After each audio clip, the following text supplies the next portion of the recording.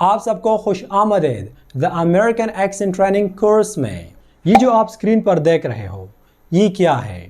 اگر آپ کا جواب ہے وی تو یہ وی نہیں ہے، وی اس کا مکمل غلط پروننسیشن ہے، اور یہ ایل نہیں ہے، ایل اس کا غلط تلفظ ہے۔ اور اگر آپ یہ سوچتے ہو کہ یہ آر ہے تو یہ آر نہیں ہے، غلط تلفظ۔ ڈیڈ یو، کیا یہ ڈیڈ یو ہے؟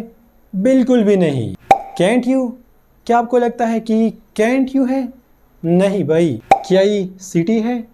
بالکل بھی نہیں، غلط تلفظ۔ اگر آپ کو صحیح تلفظ، صحیح پروننسیشن نہیں آتا تو پھر آپ انگلش ایسے بولو گے I'm really sorry, I was very tired, so I could not wake up early in the morning and I did not do what you asked me to do. لیکن آج اس ویڈیو کو دیکھنے کے بعد آپ انگلش اس طرح بولو گے I'm really sorry brother, I was really tired, so I could not wake up early in the morning and I didn't do what you asked me to do. However, I firmly believe, I do believe that you won't be angry. Did you ask somebody else? I believe that this course, the American Accent Training course, will help you to speak English just like a native speaker, like American person. And your accent will be completely changed. So guys, this is a fantastic opportunity. Make sure to avail it. تو پیارے دوستو، اب لائے ہیں ہم نے آپ کے لیے The American Accent Training Course۔ Us course کو کمپلیٹ کرنے کے بعد، یعنی اس کورس کو کرنے کے بعد آپ کا ایکسنٹ، آپ کا لہجہ امریکن جیسا ہوگا، اور پھر آپ انگلش بولو گے، آپ فلوئنٹ انگلش بولو گے، لیکن وہ بھی انگریزوں کی طرح۔ Number 1. First of all, I want you to learn what is the American Accent Training Course. آئیے سب سے پہلے سیکھتے ہیں اور یہ جاننے کی کوشش کرتے ہیں کہ امریکن ایکسنٹ ٹریننگ کا جو کورس ہے یہ کیا ہے اور اس سے آپ کو کیا فائدہ ہوگا۔ تو یاد رکھنا، ایکسنٹ کے معنی ہے لہجہ، the way you speak, the way you talk۔ اور یہ تو آپ کو پتہ ہوگا کہ انگلش میں مختلف قسم کے ایکسنٹس ہوتے ہیں، مختلف قسم کے لہجے ہوتے ہیں۔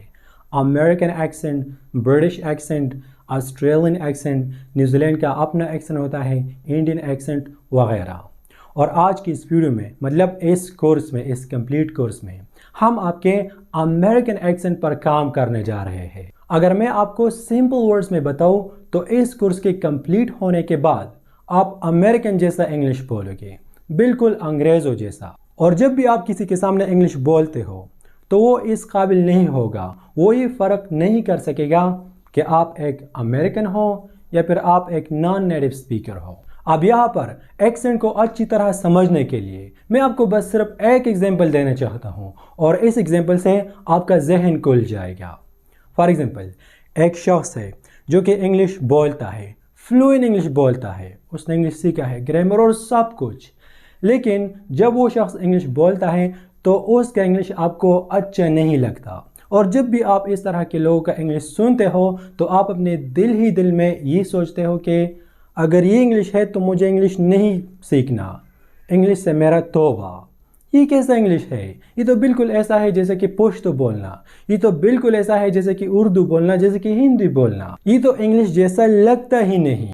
جس طریقے سے یہ شخص الفاظوں کو پروناؤنس کرتا ہے، یعنی الفاظوں کا تلفظ کرتا ہے، بالکل اچھا نہیں لگتا۔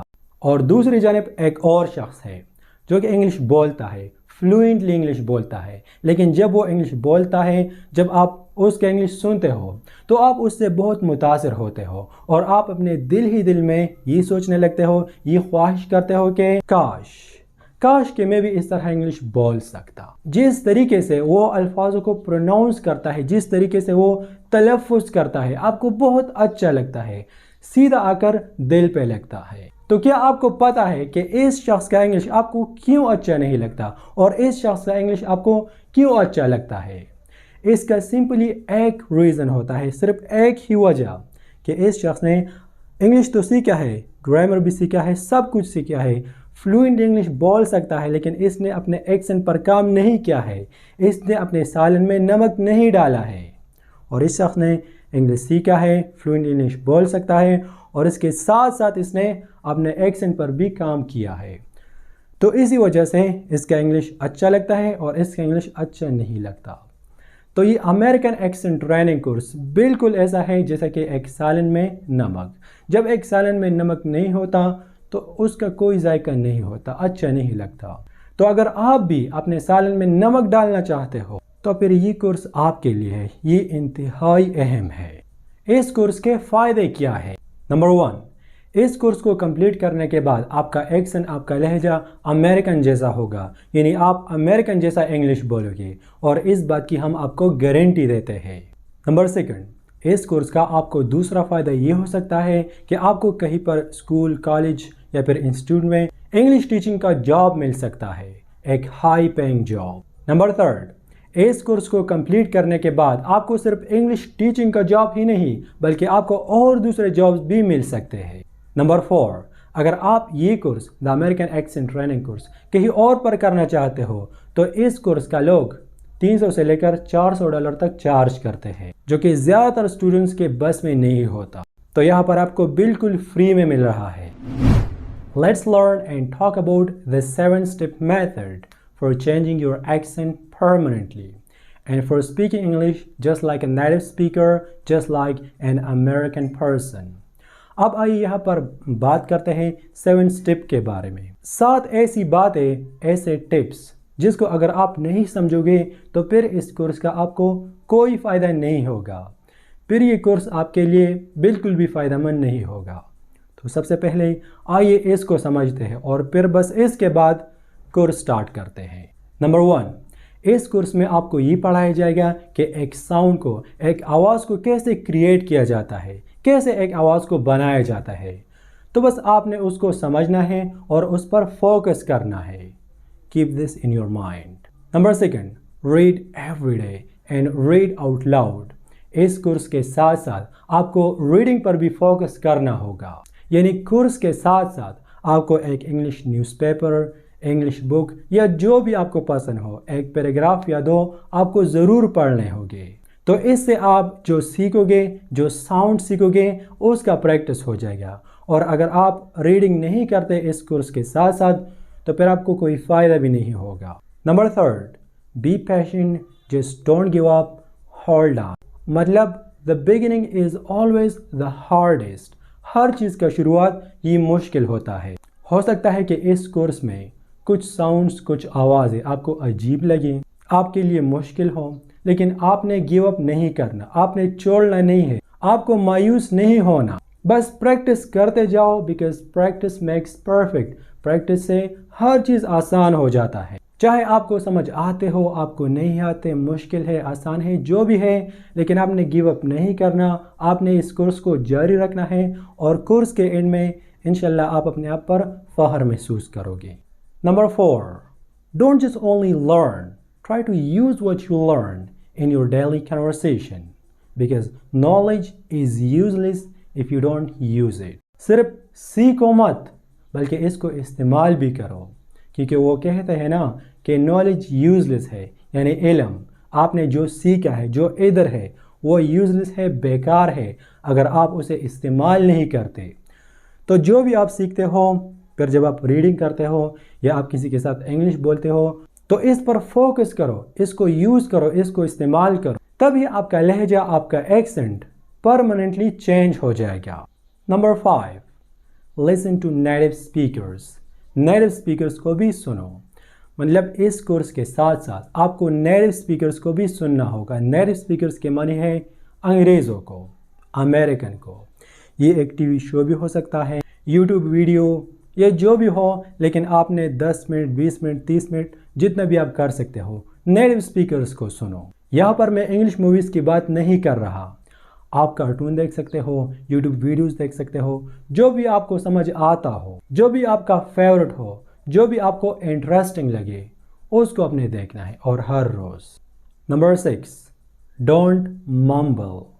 آپ کو ممبلنگ نہیں کرنا. ممبلنگ کیسے کہتے ہیں؟ ممبلنگ ایسے کہتے ہیں, I'm really sorry, I was very tired so I could not wake up early in the morning. ممبلنگ کے معنی ہے اپنے آپ کے ساتھ باتیں کرنا. تو آپ نے ممبلنگ بالکل بھی نہیں کرنا, ورنہ آپ کا سپیچ کلیئر نہیں ہوگا اور کوئی بھی آپ کو سمجھ نہیں سکے گا. जितना ज़्यादा आप अपने मसल्स को यूज़ करोगे तो उतना ज़्यादा आपका स्पीच क्लियर होगा। आपको इंग्लिश ऐसे बोलना है। Get ready for the American accent training course to train your muscles and speak English like American person. Hey, you ready? Let's go. Number 7, bear in mind या keep in mind. Bear in mind and keep in mind दोनों का एक ही मतलब है कि इस बात को याद रखना। किस बात को? We want to give you a really important tip at the end of the video. इस वीडियो के एंड में हम आपके साथ एक इंतहाई अहम टिप शेयर करने वाले हैं जिसके बगैर भी आप इस कोर्स में कामयाब नहीं हो सकते, और उस टिप को आप इस वीडियो के एंड में ही समझोगे क्योंकि उससे पहले आपने ये सब कुछ समझा होगा। तो मेक श्योर कि आप उस टिप को हासिल करो, और मुझे पूरा यकीन है कि ये सारी बातें आपको समझ आई होगी। बस अब आइए इस कोर्स को स्टार्ट करते हैं। Step number 1 of the American accent training course. अब यहाँ पर अमेरिकन एक्सेंट ट्रेनिंग कोर्स का पहला स्टेप है, और इस पहले स्टेप में हम सीखने जा रहे हैं इंट्रोडक्शन टू कॉन्सोनेंट साउंड्स।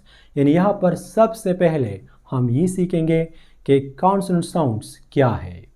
तो अगर आप कॉन्सोनेंट साउंड्स को सीखना चाहते हो तो इससे पहले आपको किसी और चीज़ को समझना होगा, और जब आप उस किसी और चीज़ को समझोगे तो आप ऑटोमेटिकली ये भी आपको समझ आएगा। तो वो क्या है?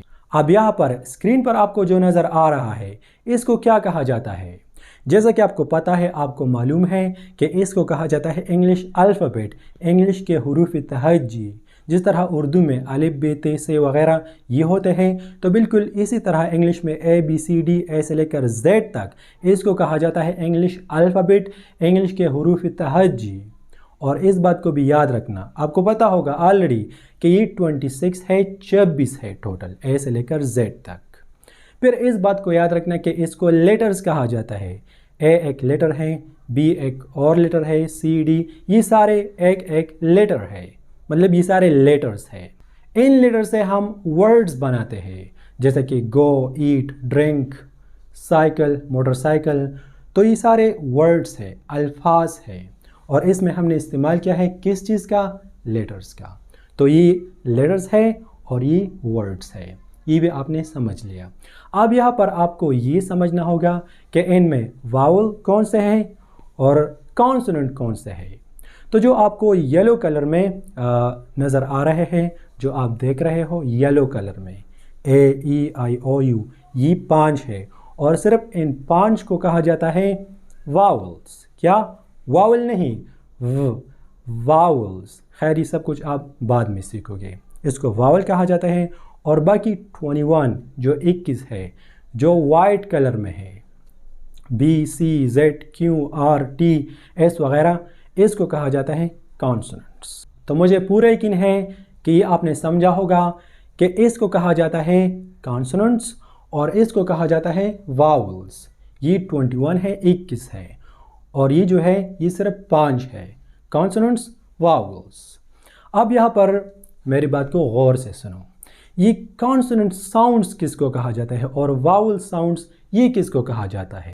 तो याद रखना, ये सारे कॉन्सोनेंट्स हैं, लेकिन इससे जो साउंड, जो आवाज़ निकलता है, जो आवाज़, जो साउंड ये पैदा करता है, तो उसको कहा जाता है कॉन्सोनेंट साउंड्स। और ये वावल्स है, लेकिन इससे जो साउंड निकलता है, जो आवाज़ ये पैदा करते हैं, तो उसको कहा जाता है वावल साउंड। जैसा कि फॉर एग्जांपल इसमें बी क्या है? बी एक कॉन्सोनेंट है, ये एक वावल नहीं है। लेकिन ब इसका कॉन्सोनेंट साउंड है। बिल्कुल इस तरह जेड क्या है? जेड एक कॉन्सोनेंट है, एक वावल नहीं है, लेकिन ज इसका कॉन्सोनेंट साउंड है। टी क्या है? टी एक कॉन्सोनेंट है, लेकिन ट ये इसका साउंड है, कॉन्सोनेंट साउंड है। एस क्या है? एस एक कॉन्सोनेंट है, लेकिन इसका आवाज़ है, इसका साउंड है, यानी ये एक कॉन्सोनेंट साउंड है। कॉन्सोनेंट से जो आवाज़ निकलता है, जो आवाज़ कॉन्सोनेंट बनाते हैं, तो इसको कहा जाता है कॉन्सोनेंट साउंड्स, और जो आवाज़ वावल बनाते हैं उसको कहा जाता है वावल साउंड्स। ए क्या है? ए एक वावल है, लेकिन आ क्या है? आ एक वावल साउंड है। ई क्या है? ای ایک واول ہے لیکن اے یا ای یہ اس کا واول ساؤنڈ ہے. او کیا ہے؟ او ایک واول ہے، یہ کانسوننٹ نہیں ہے لیکن او یا او اس کا واول ساؤنڈ ہے. مجھے پورا یقین ہے کہ آپ نے سیکھا ہوگا اور آپ نے سمجھا ہوگا کہ یہ کانسوننٹ ساؤنڈز کیا ہوتے ہیں اور واول ساؤنڈز کیا ہوتے ہیں. اب یہاں پر ہم ایسا کرتے ہیں کہ ان واولز کو ہم ایسا کرتے ہیں کہ اس کو الماری میں رکھتے ہیں. اس کو ہم بعد میں سیکھیں گے. سب سے پہلے ہم سیکھتے ہیں کانسوننٹ ساؤنڈز کو کہ آپ کانسوننٹ ساؤنڈ کیسے کریٹ کرو گے اور اس طرح بہت کچھ سیکھتے ہیں. ڈیئر فرینڈز، اب یہاں پر اس بات کو یاد رکھنا، یہ جو کانسوننٹ ساؤنڈز ہے یہ دو قسم کے ہوتے ہیں. ایک کو کہا جاتا ہے وائس اور دوسرے کو کہا جاتا ہے وائس لیس. اب یہ وائس کیا ہے اور وائس لیس کیا ہے تو یہ سمجھنا انتہائی اہم اور نہایت آسان ہے. Guys, if you want to learn about the voiced and voiceless sounds, then here I want all of you guys to please keep your two fingers on your vocal cords right here. یعنی اگر آپ یہ سمجھنا چاہتے ہو کہ یہ voiced اور وائسلیس sounds کیا ہے تو پھر یہاں پر آپ کو ایسا کرنا ہوگا، آپ کو ایک چھوٹا کام کرنا ہوگا. آپ کی دو انگلیاں جو ہے اس کو اپنے ووکل کارڈز رائٹ ہیئر بالکل یہاں پر رکھو. ووکل کارڈز کے معنی ہے جہاں سے ساؤنڈ کریٹ ہوتا ہے، اس کو کہا جاتا ہے ووکل کارڈز. تو یہاں پر اپنی دونوں انگلیوں کو رکھو. آپ نے رکھ لیا. اب یہاں پر اسکرین پر آپ کو جو نظر آ رہا ہے یہ کیا ہے؟ یہ ایف ہے اور یہ ایک کانسوننٹ ہے. یہ تو کانسوننٹ ہے لیکن یہاں پر آپ نے اس کا ساؤنڈ کریٹ کرنا ہے، کانسوننٹ ساؤنڈ ایف کا. اور ایف کا کانسوننٹ ساؤنڈ کیا ہے؟ وہ ہے ایف. ایف تو اس کا نام ہے لیکن اس کا ساؤنڈ یعنی کانسوننٹ ساؤنڈ وہ ہے اگین. پھر کرو. میک شور کہ آپ نے اپنی دونوں انگلیوں کو اپنے ووکل کارڈ پر رکھا ہے. اگین کہو. That's it. اب اگین اپنی دونوں انگلیوں کو اپنے ووکل کارڈ پر رکھو، ووکل کارڈز پر، یہاں پر. اوکے. اور اب اسکرین پر آپ کو جو نظر آ رہا ہے وہ کیا ہے؟ وہ ہے وی. یہ وی نہیں ہے. اوکے. یہ کانسوننٹ ہے اور یہ ہے وی. زیادہ تر لوگ کیا کرتے ہیں؟ وہ کیا کہتے ہیں؟ وہ کہتے ہیں کہ یہ وی ہے لیکن یہ وی نہیں ہے، یہ ہے وی. اوکے. وی تو اس کا نام ہے لیکن اس کا ساؤنڈ، اس کا کانسوننٹ ساؤنڈ کیا ہے؟ اس کا کانسوننٹ ساؤنڈ ہے اس سے پہلے ایف تھا اور ایف کا کانسوننٹ ساؤنڈ تھا لیکن اب وی کا کانسوننٹ ساؤنڈ ہے. اپنے دونوں انگلیوں کو اپنے ووکل کارڈز پر رکھو اگر آپ اسے سمجھنا چاہتے ہو. اب ہٹاؤ. تو اب آپ بتاؤ اس میں کیا ڈفرینس تھا؟ کیا آپ نے کسی چیز کو محسوس کیا؟ ڈیفینیٹلی. جب ہم ایف کا ساؤنڈ کریٹ کرتے ہیں جیسے کہ اپنی دونوں انگلیوں کو اگین ووکل کارڈ پر رکھو اور کہو، یہ ایف کا ایک ساؤنڈ ہے، ایک آواز ہے. تو آپ کو یہاں پر اپنے ووکل کارڈز میں آپ کسی بھی چیز کو محسوس نہیں کرتے، کوئی وائبریشن نہیں ہے یہاں پر. لیکن جب ہم وی کا ساؤنڈ کریٹ کرتے ہیں تو یہاں پر ہم وائبریشن کو محسوس کرتے ہیں. تو یہی ڈفرینس ہے وائس لیس اور وائس ساؤنڈ میں. جب آپ اپنے ووکل کارڈز میں یعنی یہاں پر وائبریشن محسوس کرتے ہو تو اس ساؤنڈ کو کہا جاتا ہے وائسڈ. اور جب آپ اپنے ووکل کارڈ میں کوئی وائبریشن محسوس نہیں کرتے تو اس کو کہا جاتا ہے وائس لیس. ایک اور ایگزامپل. آپ کو اسکرین پر کیا نظر آ رہا ہے؟ ایس ایک کانسوننٹ ہے لیکن ایس اس کا نام ہے. اب یہاں پر ہم کریٹ کرنے جا رہے ہیں اس کا ساؤنڈ، کانسوننٹ ساؤنڈ. اپنی دونوں انگلیوں کو اپنے ووکل کارڈز پر رکھو یہاں پر اور کہو جو ہے نا یہ ایس کا ساؤنڈ ہے، ایس کا آواز ہے اور یہ مطلب یہ ایک کانسوننٹ ساؤنڈ ہے. کہو. آپ نے کچھ بھی محسوس نہیں کیا، یہ بالکل ایک سافٹ ساؤنڈ ہے. اور اب یہ کیا ہے؟ زیڈ. یہ ایک کانسوننٹ ہے، زیڈ اس کا نام ہے لیکن اس کا کانسوننٹ ساؤنڈ کیا ہے؟ وہ ہے ز. اپنی دونوں انگلیوں کو اگین اپنے ووکل کارڈز یہاں پر رکھو اور زیڈ کا ساؤنڈ بناؤ. ز. تو کیا آپ نے کسی چیز کو محسوس کیا؟ جی بالکل، آپ نے وائبریشن کو محسوس کیا. ز. تو زیڈ جو ہے اس کو کہا جاتا ہے وائسڈ ساؤنڈ، اور ایس جو ہے اس کو کہا جاتا ہے وائس لیس ساؤنڈ۔ کیوں اس کو وائس لیس اور وائس کہا جاتا ہے؟ جب بھی ہم اپنے ووکل کارڈز میں یہاں پر وائبریشن محسوس کرتے ہیں، جیسے کہ زیڈ میں ہم محسوس کرتے ہیں ز میں، تو اس کو کہا جاتا ہے وائس ساؤنڈ۔ اور جب ہم کسی وائبریشن کو محسوس نہیں کرتے جو سافٹ ساؤنڈ ہوتا ہے، تو اس کو کہا جاتا ہے کیا؟ اس کو کہا جاتا ہے وائس لیس۔ اب یہاں پر دیکھتے ہیں کچھ ایگزامپل ورڈز، اور اس سے آپ کا ذہن کھل جائے گا۔ تو اسکرین پر آپ کو اب جو نظر آ رہا ہے یہ کیا ہے؟ FIVE۔ اگر آپ کا جواب ہے فائیو تو بالکل غلط۔ ایون اگر آپ کا جواب ہے 5 تو پھر بھی غلط۔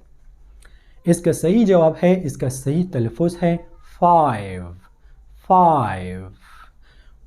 لاسٹ میں جو VE آیا ہے یہ وی نہیں ہے، یہ وی نہیں ہے، یہ ہے وی۔ اگر آپ کہو 5 تو آپ نے تو F کا آواز کریٹ کیا، اور یہ بالکل غلط ہے۔ آپ کو کہنا ہوگا 5۔ If you want to speak English just like a native speaker, if you want to speak English just like an American person, then you must say 5, not 5 یا 5۔ What is this؟ ایک اور لفظ، یہ کیا ہے؟ 12 غلط، 12 غلط، بالکل غلط۔ آپ کو کہنا ہوگا 12 نہیں، 12 5۔ تو وی جو ہے نا یہ وی نہیں ہے، یہ ہے وی۔ ایگزامپل لیٹرز، پی، یہ پی ایک کانسوننٹ ہے، لیکن پی اس کا نام ہے۔ اس کا کانسوننٹ ساؤنڈز کیا ہے؟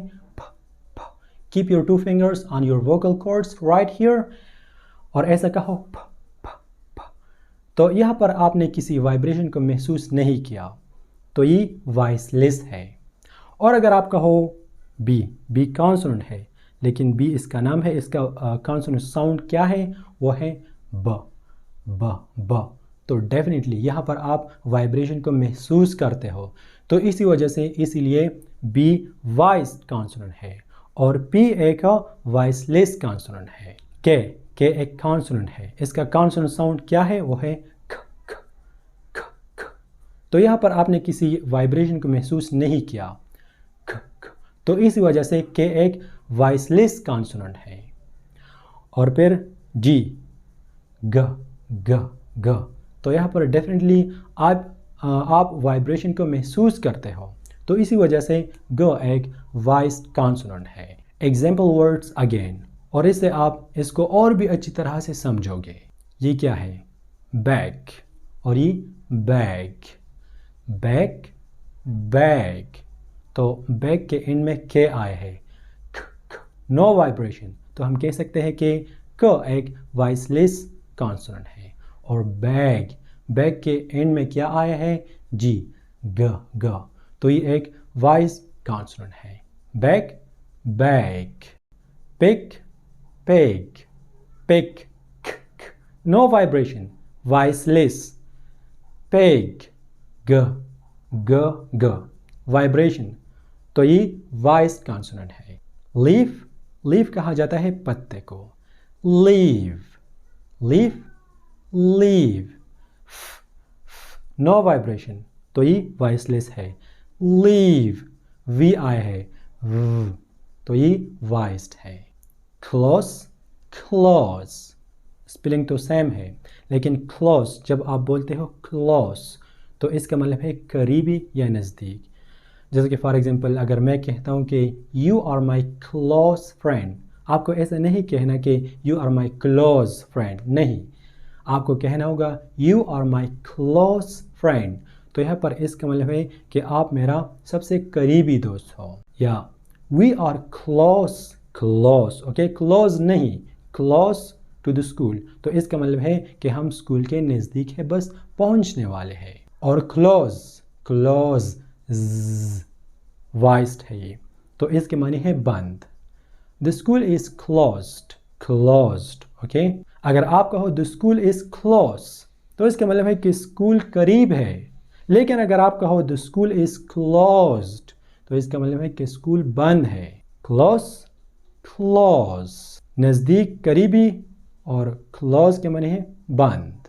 light, light, light के माने है light यानी बल्ब, और light के माने है झूठ बोलना. light, light, light, no vibration, तो ये voiceless है. lied, d, तो ये voiced है, voiced consonant. safe, saved, safe, इसके इनमें f का साउंड आया है. safe, voiceless, because there is no vibration at all here in our vocal cords, तो ये voiceless है. saved, v का साउंड आया है. save, vibration, voiced sound. safe के माने है महफूज. अगर आप कहो कि कोई जगह या कोई शख्स या कोई चीज़ सेफ है, SAFE, सेफ, तो इसका मतलब है कि वो ख़तरे से बाहर है, वहाँ पर कोई ख़तरा नहीं है.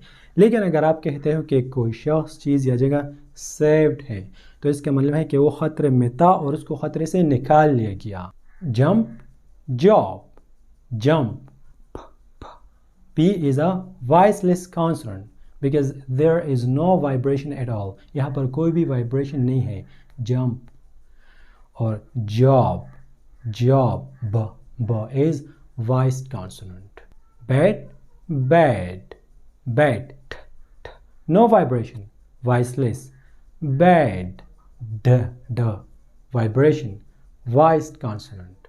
voiceless consonant है ये, और ये voiced consonant है. leg, leg, leg, leg, no vibration. leg, g, vibration, voiceless, voiced. life, life, life, no vibration. live, vibration, voiceless, voiced. life एक noun है और live एक adjective है. bus, buzz, bus, no vibration. You see, there is no vibration at all. buzz, there is vibration. voiceless, voiced. watch, judge, watch, च का जो sound है ना, ch का जो साउंड है, ये voiceless है because यहाँ पर no vibration. ch, और judge, j, ये voiced consonant है. voiceless, voiced. breath, breathe, breath, no vibration. breathe, breathe, vibration, voiceless, voiced. याद रखना, TH का जो साउंड है, L का, R का, जो भी है, A to Z, सब कुछ आप इस कोर्स में सीखोगे. कुछ और साउंड्स जिससे आपके इल्म में बहुत इजाफा होगा, और वो है from. इसके लास्ट में जो M आया है, M का साउंड है, तो ये भी voiced है. from, क्योंकि यहाँ पर हम वाइब्रेशन को महसूस करते हैं, ये voiced साउंड है. car, तो ये भी एक वॉइस है. R जो है ना, ये भी वॉइस कॉन्सोनेंट है. क्यों? क्योंकि इसके एंड में हम वाइब्रेशन महसूस करते हैं. car, voice. sun, N भी एक वॉइस कॉन्सोनेंट है. song, तो ये तो आपको पता है कि G भी एक वॉइस कॉन्सोनेंट है. well, तो L भी एक वॉइस्ड कॉन्सोनेंट है. अब यहाँ पर आप ऐसा करो कि यहाँ पर इस वीडियो को पॉज करो और अपना फेवरेट पैराग्राफ, ये एक बुक भी हो सकता है, न्यूज़पेपर, जो भी आपको पसंद हो, लेकिन आपने इंग्लिश का एक पैराग्राफ उसको रीड करना है, उसको पढ़ना है, और उसमें वॉइस्ड और वॉइसलेस कॉन्सोनेंट जो है या वाउल, इसको अपने नोट डाउन करना है, मतलब इस पर फोकस करना है, इस पर प्रैक्टिस करना है. तो वीडियो को पॉज करो और ऐसा करो जैसा हम कहते हैं. Step number 3.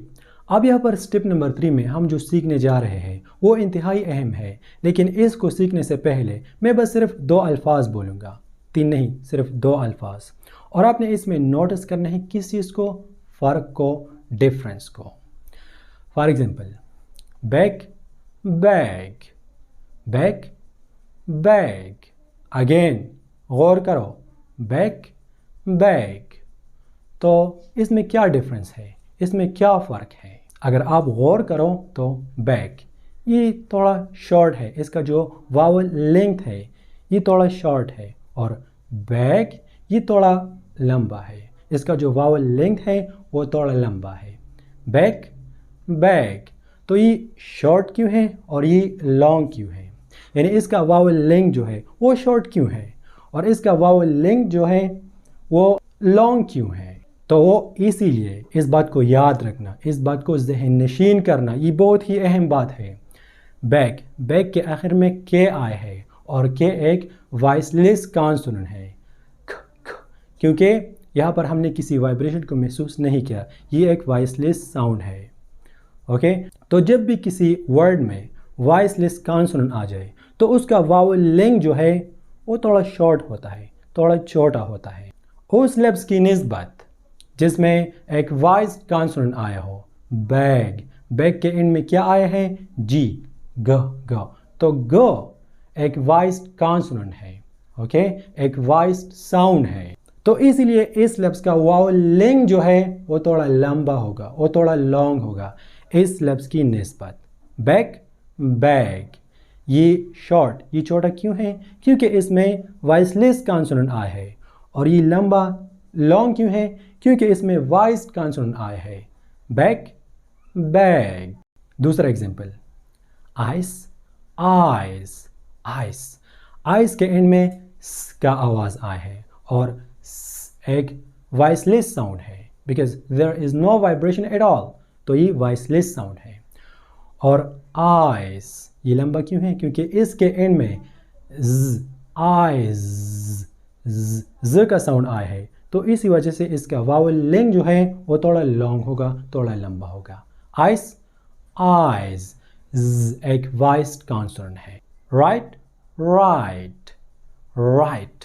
राइट के इनमें टी आई है, नो वाइब्रेशन, तो ये वॉइसलेस है, और इसी वजह से इसका वावल लेंथ जो है वो थोड़ा शॉर्ट होगा, थोड़ा छोटा होगा। इसको हम राइट नहीं बोल सकते, हम बोलेंगे राइट। और ये राइट, राइट, राइट, ये राइट है। क्यों इसका वावल लेंथ थोड़ा लंबा है, थोड़ा लॉन्ग है? क्योंकि इसके एंड में ड आया है, ड, राइट, ड। तो ड एक वॉइस कॉन्सोनेंट है, इसीलिए इसका वावल लेंथ जो है वो भी थोड़ा लंबा होगा। Right, right. एडवाइस, एडवाइस, ये एडवाइस है, एडवाइस, ओके, नो वाइब्रेशन, और ये एडवाइस, वाइब्रेशन। डिफरेंस क्या है? एडवाइस ये एक नाउन है और एडवाइस ये एक वर्ब है। एडवाइस, एडवाइस एक वॉइसलेस है, मतलब एक वॉइसलेस, वॉइसलेस नहीं, वॉइसलेस कॉन्सोनेंट है, और इसी वजह से इसका वावल लेंथ जो है, वावल नहीं, वावल लेंथ वो थोड़ा शॉर्ट होगा। और ये एडवाइस, इसका वावल लेंथ जो है वो थोड़ा लंबा होगा, थोड़ा लॉन्ग होगा, क्योंकि ज एक वॉइस कॉन्सोनेंट है। बेड, बेड, बेड, BED, ये एक वॉइसलेस साउंड है, और इसी वजह से इसका वावल लेंथ जो है आपको पता है शॉर्ट है। बेड, हम बेड नहीं कह सकते, हमको कहना होगा बेड, बेड, बेड, बेड। हो सकता है कि स्टार्ट में आपके लिए थोड़ा बहुत मुश्किल हो, लेकिन आपने गिव अप नहीं करना, जस्ट प्रैक्टिस करना है, बिकॉज प्रैक्टिस मेक्स परफेक्ट। धीरे धीरे आप सब कुछ सीखोगे, और फिर जब आप इंग्लिश बोलोगे तो लोग आपसे मुतासिर होंगे। अब आइए कुछ एग्जाम्पल सेंटेंसेस और इस पर प्रैक्टिस करते हैं, इससे आपको और भी अच्छी तरह याद हो जाएगा। So our first example sentence is, it's a white car, it's a white car, it's a white car, it's a white car, white, white. Let's go right now, let's go right now, let's go for a ride now, let's go for a ride now, right, right. He's a good rider, he's a good rider, he is a good rider, he's a good rider, he's a good rider. Rider के माने है लिखने वाला, और rider के माने है सवारी करने वाला। Rider, rider. I'd like some ice. I'd like some ice. I like your eyes. I like your eyes. Ice, eyes. It's close. It's closed. It's close. It's close کے معنی ہے کہ یہ قریب ہے، فلاں چیز قریب ہے. It's closed اور it's closed کے معنی ہے کہ فلاں چیز بند ہے. It's closed. He is my close friend. He is my close friend نہیں بولنا. Close friend نہیں بولنا. Close friend بولنا ہے اور اس کے معنی ہے کہ وہ میرا قریبی دوست ہے. The store is closed. The store is closed. The store is closed. Closed کے معنی ہے بند. Store دکان وغیرہ بند ہے. Are they safe? Are they safe? Are they safe کے معنی ہے کہ کیا وہ محفوظ ہے. Are they saved? Are they saved? اب اس کے معنی ہے کہ کیا وہ بچ ہیں، یعنی کیا وہ خطرے سے باہر ہے. اب سیف کے معنی ہے کوئی شخص، جگہ یا چیز جو خطرے سے باہر ہو، جہاں پر کوئی بھی خطرہ نہ ہو.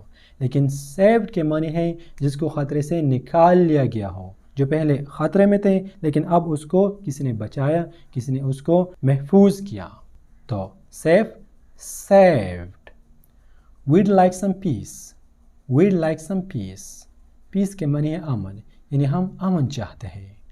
We'd like some peace. We'd like some peace. پیس کے معنی ہے مٹر، ہم مٹر چاہتے ہیں. پیس، peace. اگر آپ ایسا کہو we'd like some peace، اگر آپ peace کو اس کے واول لنک کو اگر آپ چھوٹا کرتے ہو تو پھر لوگ یہ سمجھیں گے کہ آپ کو امن چاہیے. تو اسی وجہ سے اس کو سمجھنا، اس کو سیکھنا نہایت ضروری ہے. peace، peace. Did he give advice to you? Did he give advice to you? Us sentence کے معنی ہے کہ کیا اس نے آپ کو ایڈوائس دیا، اس نے آپ کو مشورہ دیا یا اس نے آپ کو نصیحت دی. Did he advise you? Did he advise you?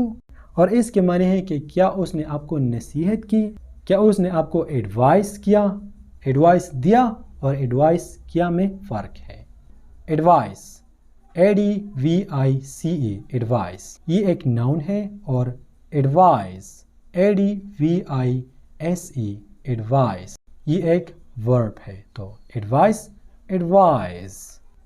What's the price? What's the price؟ یعنی اس والا چیز کا پرائس، قیمت کیا ہے. What's the price? What's the price? What's the price؟ Price کے معنی ہے انعام، کوئی انعام جیتنا، اور یہ انعام کوئی بھی چیز ہو سکتا ہے، پیسے وغیرہ کچھ بھی ہو سکتا ہے.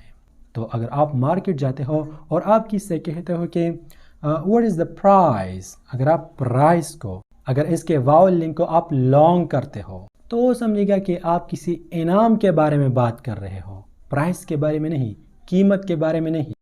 اور اگر آپ کسی سے پرائز کے بارے میں یعنی انعام کے بارے میں بات کرنا چاہتے ہو، کچھ پوچھنا چاہتے ہو، اور آپ اسے ایسا کہو کہ what's the price؟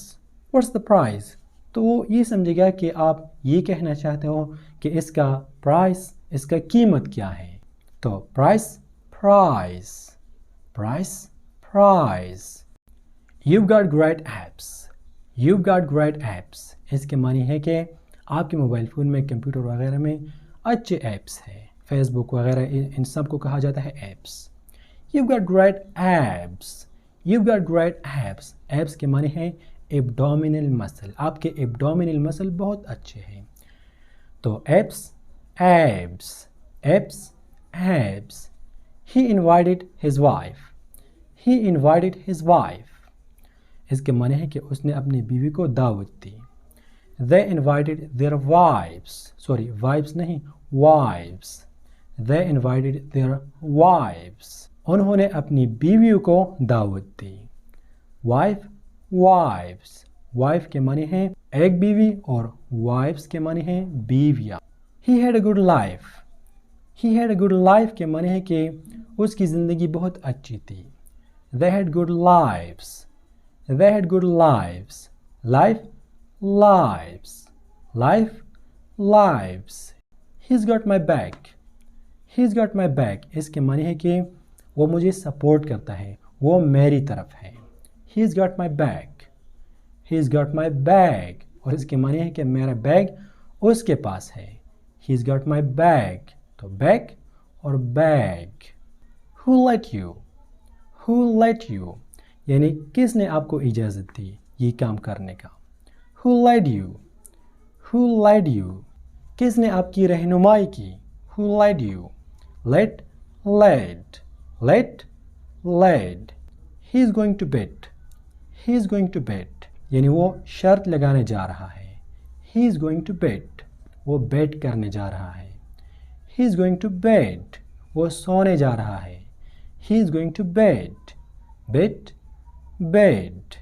اب یہاں پر آپ مہربانی کر کے نیکسٹ پارٹ کو جانے سے پہلے یہ سینٹینسز جو آپ نے پڑھے اس پر کم از کم 2 بار پریکٹس کرو. کم از کم 2 بار. میں اگین دوبارہ کہہ رہا ہوں کہ دوسرے پارٹ جانے سے پہلے ان سینٹینسز پر 15 سینٹینسز ہے تقریباً. اس پر کم از کم 2 بار پریکٹس کرو. خود اس کو بولو. Step number 4. اب یہاں پر اسٹیپ نمبر 4 میں ہم سیکھنے جا رہے ہیں کہ یاد رکھنا اس بات کو اپنے ذہن میں سیو کرنا. کس بات کو؟ کہ یہ وائس اور وائس لیس کانسوننٹ جو ہے یہ اثر ڈالتے ہیں ان الفاظ پر بھی جو ایڈی پر ختم ہوتے ہوں. ایک بار پھر کہتا ہوں اس بات کو یاد رکھنا کہ یہ وائس اور وائس لیس کانسوننٹ جو ہے یہ اثر ڈالتے ہیں ان الفاظ پر بھی جو ایڈی پر ختم ہوتے ہوں. جیسے کہ فار ایگزامپل آپ اسکرین پر دیکھ سکتے ہو LIKED. تو اس لفظ کا اختتام ایڈی پر ہوتا ہے. تو یہ وائس اور وائس لیس کانسوننٹ جو ہے یہ اس طرح کے الفاظوں پر بھی اثر انداز ہوتے ہیں. تو اب یہاں پر آپ اس کو پروناؤنس کرو. اس ورڈ کو آپ کیسے بولو گے؟ اگر آپ کا جواب ہے لائکڈ تو یہ غلط ہے. یہ ہے لائکڈ. لائک کے آخر میں جو ایڈی کا ساؤنڈ آیا ہے یہاں پر ٹی کا آواز دیتا ہے. Liked liked liked. Okay liked آپ نے نہیں بولنا. لائکڈ غلط تلفظ. دوسرا لفظ LOVED. یہ کیا ہے؟ اگر آپ کا جواب ہے loved تو بالکل صحیح ہے. لیکن اگر آپ کا جواب ہے loved تو بالکل غلط ہے. یہاں پر ایڈی ٹی کا ساؤنڈ ٹی کا آواز نہیں دیتا بلکہ یہاں پر ایڈی آواز دیتا ہے ڈی کا. Liked loved. تو ایسا کیوں ہے؟ یہاں پر لائک میں یہ جو ڈی آیا ہے یہ ٹی کا آواز کیوں دیتا ہے؟ تو اس کو سمجھنا نہایت ضروری اور انتہائی آسان ہے. تو پیارے دوستو اگر آپ یہاں پر غور کرو میری طرف مت دیکھو یہاں پر لائک کی طرف دیکھو تاکہ آپ اسے اچھی طرح سمجھو. LIKED لائک کے اینڈ میں ڈی آیا ہے. ڈی ایک کانسوننٹ ہے لیکن یہ ڈی یہاں پر ڈی کا آواز نہیں دیتا یہ ٹی کا آواز دیتا ہے. ایسا کیوں ہے؟ اب اگین لائک کی طرف دیکھو. ڈی سے پہلے کون سا کانسوننٹ ساؤنڈ آیا ہے؟ ای. لیکن ای تو ایک واول ہے. ہم ای کی بات نہیں کر رہے. ڈی سے پہلے آئے ہے کے. کے ایک کانسوننٹ ہے اور کے کا کانسوننٹ ساؤنڈ ہے کھ. تو ڈی سے پہلے جو کانسوننٹ ساؤنڈ آیا ہے اب آپ نے ہم کو بتانا ہوگا وہ وائس لیس ہے یا پھر وائسڈ ہے. وہ وائس لیس ہے. تو ڈی سے پہلے اگر وائس لیس کانسوننٹ آیا ہو تو پھر ڈی کا ساؤنڈ نہیں دیتا ڈی کا ساؤنڈ نہیں بناتا پھر یہ ٹی کا ساؤنڈ دیتا ہے. Liked liked. ایک بار پھر کہتا ہوں آپ نے یہ دیکھنا ہوگا کہ ڈی سے پہلے جو کانسوننٹ آئے ہیں وہ کیا ہے؟ وہ ہے کے. کے کا کانسوننٹ کیا ہے؟ وہ ہے کھ. یہاں پر ہمیں کوئی وائبریشن محسوس نہیں ہو رہا تو ہم کو یہ معلوم ہوا کہ یہ ایک وائس لیس کانسوننٹ ہے. تو اگر وہ وائس لیس کانسوننٹ ہے تو پھر ڈی سے ہم یہاں پر ٹی بناتے ہیں. ڈی یہاں پر ٹی کا ساؤنڈ دیتا ہے. اسی طرح لو کو آبزرو کرو. لو کی طرف دیکھو. loved LOVED. اس کے اینڈ میں ایڈی آیا ہے لیکن یہ یہاں پر ڈی کا آواز دیتا ہے. ٹی کا آواز کیوں نہیں دیتا؟ لائک کی طرح. تو یہاں پر لفٹ کی طرف دیکھو. ڈی سے پہلے کون سا کانسوننٹ ساؤنڈ آیا ہے؟ وہ ہے و یعنی وی. وی ایک کانسوننٹ ہے نا اور اس کا ساؤنڈ ہے و. تو اب آپ بتاؤ یہ وی کا ساؤنڈ یہ وائسڈ ہے یا وائس لیس ہے؟ یہ وائسڈ ہے. تو اسی وجہ سے ڈی کا آواز دیتا ہے ٹی کا نہیں. ایک بار پھر کہتا ہوں ڈی سے پہلے جو کانسوننٹ ساؤنڈ آیا ہے اگر وہ وائس لیس ہے تو پھر ڈی टी का आवाज़ देता है, اور اگر ڈی سے پہلے جو کانسوننٹ ساؤنڈ آیا ہے اگر وہ وائسڈ ہے جیسے کہ وی تو پھر ڈی کا ہی آواز دیتا ہے. خیر اب بس یہاں پر صرف اتنا سمجھ لینا اور پھر بعد میں ہم اس کو ڈیٹیل میں سیکھتے ہیں. گائز اس بات کو بھی یاد رکھنا کہ آپ کو معلوم ہے کہ یہ وائس اور وائس لیس کانسوننٹ جو ہے وائس اور وائس لیس کانسوننٹ ساؤنڈز یہ اثر ڈالتے ہیں ان الفاظ پر بھی جس کے آخر میں ایس آیا ہو, چاہے یہ پلورل ہو یا پھر ٹینس کی وجہ سے ہو, جو بھی ہو. ایک بار پھر کہتا ہوں کہ یہ وائس اور وائس لیس کانسوننٹ جو ہے یہ اثر ڈالتے ہیں ان الفاظ پر بھی جس کے آخر میں ایس آیا ہو, چاہے وہ پلورل کی وجہ سے آیا ہو یا پھر ٹینس کی وجہ سے. جیسے کہ اگین آپ دیکھو اسکرین پر یہ کیا ہے, یہ ہے لائکس, آخر میں یہ ایس کا آواز دیتا ہے, لائکس, یہ وائس لیس ہے. اوکے, اور دوسرا لفظ وہی لفظ ہے, یہ کیا ہے, اگر آپ کا کہنا ہے لفظ تو یہ بالکل غلط ہے. یہاں پر ایس زیڈ کا آواز دیتا ہے, لفظ. تو ایسا کیوں ہے؟ اس کا رول بالکل سیم ہے جس طرح کہ ای ڈی میں تھا. اگر آپ یہاں پر غور کرو لائکس پر تو لائکس کے اینڈ میں ایس آیا ہے اور یہ ایس کا ہی ساؤنڈ دیتا ہے لائک. لیکن پھر لو میں اس کے اینڈ میں بھی ایس آیا ہے لیکن یہ ایس زیڈ کا آواز دیتا ہے لفظ. تو ایسا کیوں ہے؟ دیکھو لائکس ایس سے پہلے کون سا کانسوننٹ آیا ہے, وہ ہے کے. تو کہ ایک وائس لیس کانسوننٹ ہے تو اسی وجہ سے ایس کا ہی آواز دیتا ہے. اور دوسرے لفظ میں لفظ میں ایس سے پہلے کون سا کانسوننٹ آیا ہے, وہ ہے وی. تو وی ایک وائس کانسوننٹ ہے تو اسی وجہ سے لفظ میں ایس زیڈ کا آواز دیتا ہے ز کا آواز. تو ایک بار پھر کہتا ہوں آئی ریپیٹ, وہ لفظ جس کے اینڈ میں ایس آیا ہو جیسے کہ لائکس, تو اگر یہاں پر اس لفظ میں اس طرح کے الفاظ میں اس سے پہلے جو کانسوننٹ آئے ہیں اگر وہ وائس لیس ہے جیسے کہ کیک تو پھر ایس کا ہی آواز دیتا ہے, زیڈ کا نہیں.